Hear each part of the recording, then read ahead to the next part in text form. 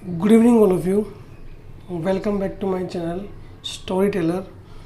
और आज हम पढ़ेंगे स्टाफिंग के बारे में, जो कि है chapter number 6 of 12th class business studies. इस चैप्टर में हम समझेंगे कि स्टाफिंग क्या होती है और इसके जो अलग फंक्शंस होते हैं उनके बारे में अच्छे से पढ़ेंगे। और इससे पहले हम 5 चैप्टर की वीडियो अपने चैनल पर डाल चुके हैं। अगर आपने वो वीडियोज़ नहीं देखी हैं तो आप उन वीडियोज़ को ज़रूर देखें। साथ में 11th क्लास बिजनेस स्टडीज़ भी आपको हमारे चैनल पे मिल जाएगी। और मोटिवेशन स्टोरी अगर देखना पसंद करते हैं तो वो भी आपको चैनल पे देखने को मिल जाएगी। और चैनल को, अगर आप नए हो चैनल पे, तो चैनल को सब्सक्राइब करना ना भूलें। चलिए आज का वीडियो शुरू करते हैं। अब सबसे पहले बात आती है स्टाफिंग का मतलब क्या होता है। तो देखिए, हमने ऑर्गेनाइजिंग चैप्टर के अंदर क्या किया था कि जो पोस्ट हमने वेरियस क्रिएट की थी ऑर्गेनाइजिंग के अंदर, उसमें हमने पोस्ट तो क्रिएट कर दी थी, लेकिन अब उन पोस्ट को भरना होता है। ठीक है। और वो पोस्ट किससे भरी जाती है? कॉम्पिटेंट पर्सन से भरी जाती है, ताकि ऑर्गेनाइजेशन के अंदर अच्छे से काम किया जाए।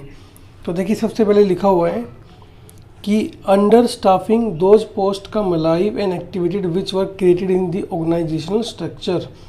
स्टाफिंग के अंदर उन पोस्ट को एक तरह से अलाइव किया जाता है, जिंदा किया जाता है, एक्टिवेट किया जाता है, जो पोस्ट हमने ऑर्गेनाइजेशनल स्ट्रक्चर के अंदर क्रिएट की थी, यानी कि हमने ऑर्गेनाइजिंग के अंदर क्रिएट की थी।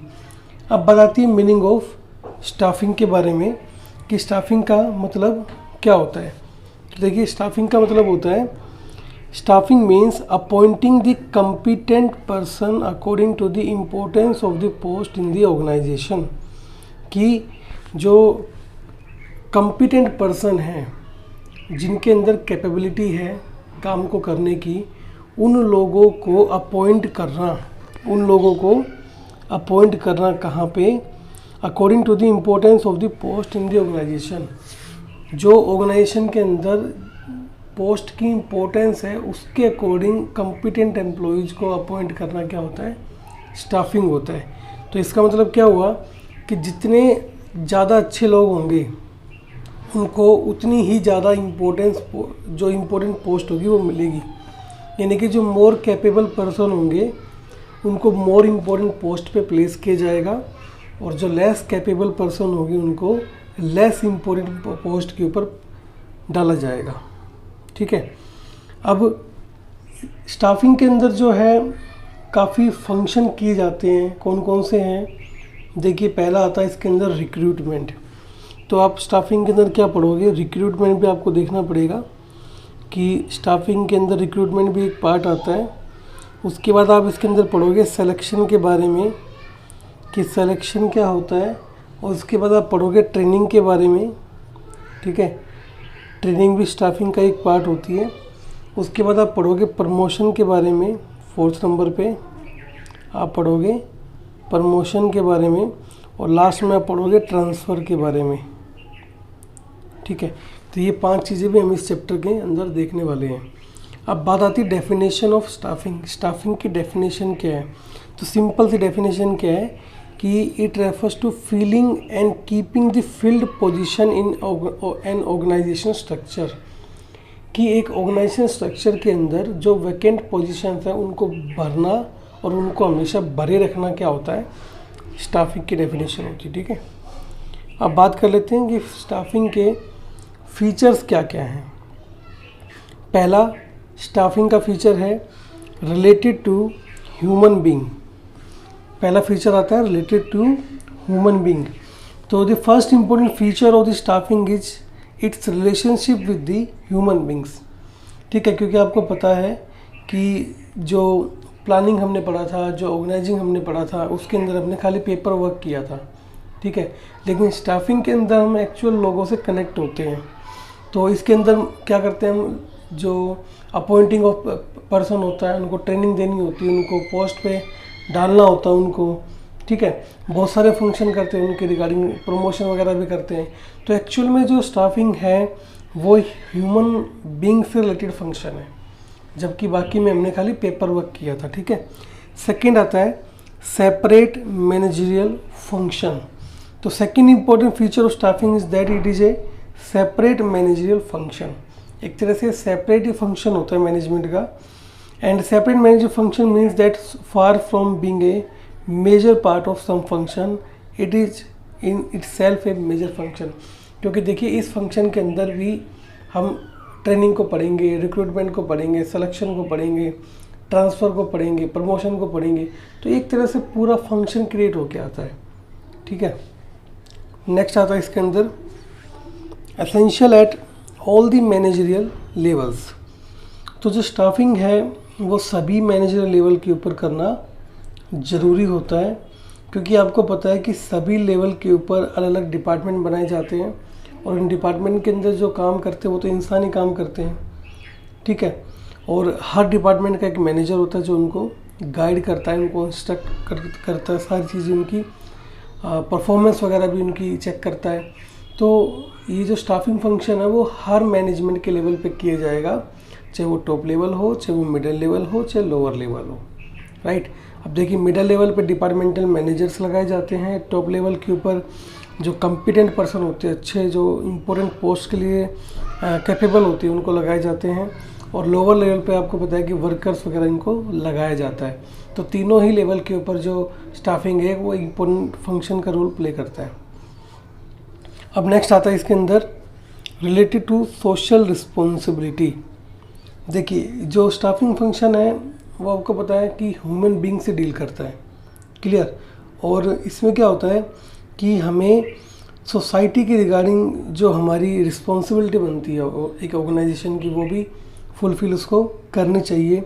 यानी कि उसको जब वो मेन फंक्शन करे ऑर्गेनाइजेशन के अंदर, जैसे रिक्रूटमेंट हो गया, सिलेक्शन हो गया, प्रमोशन हो गया, तो इन फंक्शन के अंदर वो ध्यान रखे कि किसी के साथ डिसइक्वलिटी ना हो, इनइक्वलिटी ना हो, सभी को बराबर माना जाए, जो कॉम्पिटेंट पर्सन है उन्हीं को ही जॉब दी जाए, राइट। इस तरह की चीज़ें उसको फुलफ़िल करनी होती है स्टाफिंग के अंदर। और नेक्स्ट आता है effect of the internal and external environment.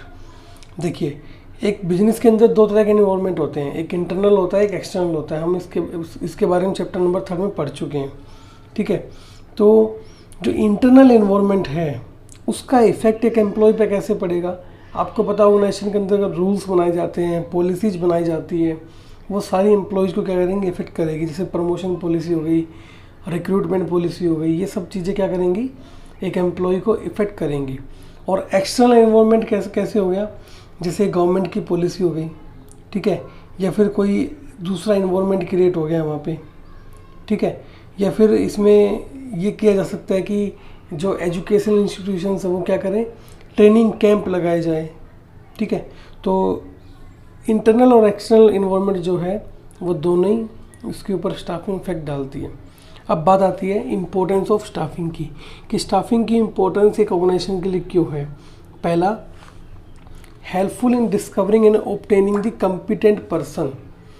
यानी कि ऑर्गेनाइजेशन के अंदर अगर आपको कॉम्पिटेंट पर्सन चाहिए तो वो स्टाफिंग से ही आ सकते हैं, क्योंकि सिलेक्शन में, रिक्रूटमेंट में ऐसी टेक्निक्स और ऐसे मेथड का यूज किया जाता है जिससे कि हमारे पास कॉम्पिटेंट एम्प्लॉई ऑर्गेनाइजेशन के अंदर एंट्री करे। दूसरा आता है हेल्पफुल इन बेटर परफॉर्मेंस। देखिए जब राइट पीपल को राइट जगह पे लगाया जाएगा, यानी कि सही जो इंसान है, जो कॉम्पिटेंट है, उसको सही पोस्ट पे लगाया जाएगा तो वो अपना काम अच्छे से करेगा, उसकी एफिशिएंसी भी इंक्रीज होगी, ठीक है, और वो इफ़ेक्टिव भी होगा। तो जब वो दोनों ही काम अपना अच्छा से कर रहा है, इफ़ेक्टिव भी है, एफिशिएंट भी है, तो उस ऑर्गेनाइजेशन की जो परफॉर्मेंस है वो बढ़ेगी।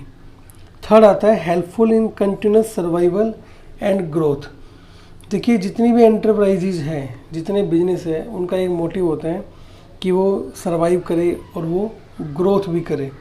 और ये पॉसिबल किससे हो पाता है, जो ह्यूमन बींग्स काम करते हैं ऑर्गेनाइजेशन के अंदर वो, ठीक है। अगर एक ह्यूमन बींग जो ऑर्गेनाइजेशन के अंदर काम कर रहे हैं वो अच्छी क्वालिटी का है, उसके पास अच्छा टैलेंट है, तो डेफिनेटली जो ऑर्गेनाइजेशन है वो सर्वाइव करेगा और फ्यूचर में ग्रोथ भी करने वाला है। नेक्स्ट आता है helpful in the optimum utilisation of the human resources. तो देखिए आपको पता है स्टाफिंग के अंदर जितनी भी एक्टिविटीज़ ह्यूमन बींग से रिलेटेड की जाती है वो एक सिस्टमेटिक ढंग से की जाती है, सारी की सारी एक्टिविटी, ठीक है।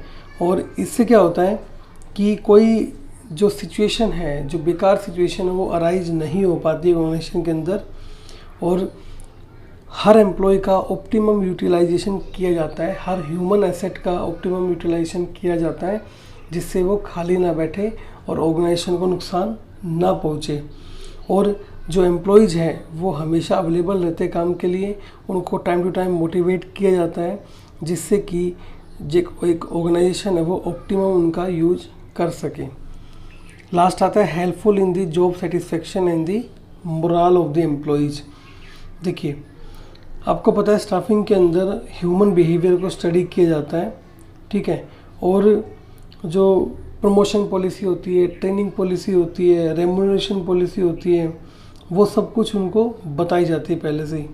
और एक ऐसा एफर्ट किया जाता है ऑर्गेनाइजेशन के अंदर जिससे कि एम्प्लॉयज़ को हर तरह की फैसिलिटी मिले जो उनको दी जानी चाहिए। और उनका ध्यान भी रखा जाता है कि जो उनका सैलरी पैकेज वो कभी भी कम ना हो, उनको एक कम्पिटिटिव पैकेज भी मिलता रहे, ठीक है। जब उनको कम्पिटिटिव पैकेज मिलेगा तो वो अपनी जॉब से सेटिस्फाई भी रहेंगे और उनका कॉन्फिडेंस लेवल भी इंक्रीज होगा। तो आज के इस वीडियो में हमने देखा कि स्टाफिंग का मतलब क्या होता है, स्टाफिंग की डेफिनेशन क्या होती है, स्टाफिंग का फीचर्स क्या होते हैं, स्टाफिंग के इम्पोर्टेंस क्या होते हैं। अगले वीडियो में हम बात करेंगे स्टाफिंग प्रोसेस के बारे में डिटेल से। तो आज के वीडियो में इतना ही। अगर वीडियो अच्छा लगा तो लाइक ज़रूर कीजिए, दोस्तों में शेयर ज़रूर कीजिए। मिलते अगले वीडियो में। Thank you so much for watching this video. Have a nice day.